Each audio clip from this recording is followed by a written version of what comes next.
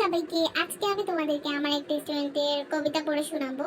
তো এই কবিতাটা কিন্তু ওকে আমি দেখে দেখে লিখতে দিয়েছি। তো দেখে দেখে লেখার পরেও কি কি ভুল করেছে চলো একসাথে আবৃত্তি করি।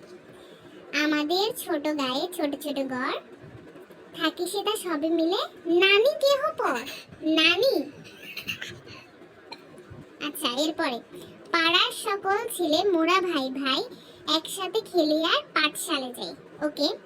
হিংসা ও মারামারি কবু নাহি করি, পিতা মাতা গুরুজনে সদা মারাডারি। মারাডারি কি? মোরাডরি হবে।